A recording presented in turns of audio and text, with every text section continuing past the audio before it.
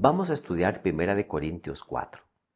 Para entender el mensaje de este capítulo debemos recordar que el primer problema que Pablo abordó era la división que se creó en la iglesia de Corinto. Había quienes se consideraban seguidores de Pablo, otros de Apolo, otros de Pedro y otros de Cristo. Esta situación había traído desgaste espiritual y muchos de ellos andaban en malos caminos. En este capítulo Pablo será más enfático en cuanto a su papel como apóstol y servirá de base para tratar un problema que lo tiene muy preocupado, el cual tratará en el próximo capítulo. Los corintios debían recordar que no importaba el nombre del apóstol que les haya ayudado en su formación. Estos son solo servidores de Cristo y administradores de los misterios de Dios, dice Pablo. De ellos Dios requiere que sean hallados fieles, como lo era Pablo.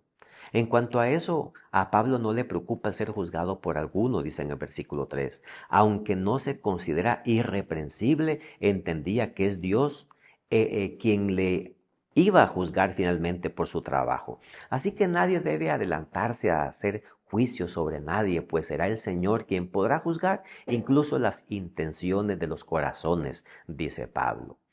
Uno de los problemas en el que rápidamente cae el ser humano es el de sentirse superior y que ya no necesite de otro que le enseñe nada. Al dividirse los corintios en facciones, algunos llegaron a la conclusión de que ya habían alcanzado un grado de independencia y que no necesitaban consejo. Por eso Pablo les pregunta, ¿quién te hace superior y qué tienes que hayas recibido? Y si lo recibiste, ¿por qué te glorías como si no lo hubieras recibido? No es bueno albergar un espíritu superior de saberlo todo, cuando en verdad nos comportamos como que no sabemos nada. Pablo añade con cierta ironía en el verso 8, ya estáis saciados, ya sois ricos, sin nosotros reináis. En verdad no eran ricos, sino pobres espirituales, pero se estaban comportando como que tenían el nivel de Pablo o incluso superior a él. Ahora el apóstol procede a describir la verdadera actitud que debe manifestar un servidor de Dios. Lejos de envanecerse, el apóstol explica, pero me parece que a nosotros, los apóstoles, Dios nos ha dejado en el último lugar. Parecemos prisioneros condenados a muerte.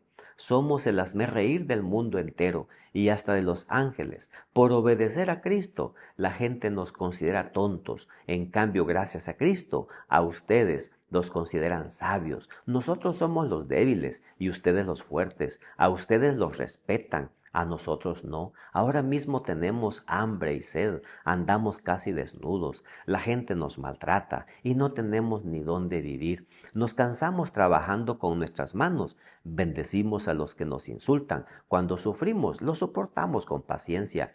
Cuando hablan mal de nosotros, contestamos con palabras amables. Hasta ahora se nos ha tratado como si fuéramos la basura del mundo. Pablo les habla así, no para avergonzarlos, sino con el fin de hacerles captar que aún necesitan ser guiados, instruidos, enseñados e incluso reprendidos. Algunos están envanecidos, dice el verso 18, y piensan no necesitar ya consejos. Ahora Pablo pasa a decirles que él se considera un padre espiritual para ellos y preocupado como un padre les envía a Timoteo para que no se extravíen del camino que les había enseñado mientras él hacía planes de ir a verlos posteriormente. El apóstol termina con una pregunta. Cuando vaya a visitarlos, ¿cómo quieren que vaya? ¿Con un palo en la mano o con mucho cariño y ternura? Al parecer, necesitarán ambas cosas. Lo que un niño necesita para ser excelente hombre en el futuro, los hermanos de Corinto lo necesitarían también de Pablo. Firme pero tierno, con manos de hierro pero con guantes de seda. Y Pablo era experto en eso. Este capítulo muestra la actitud jactanciosa que podemos llegar a tener cuando aflora la carnalidad. Pero cuando menos necesidad sentimos de consejos es cuando más urgentemente los necesitamos.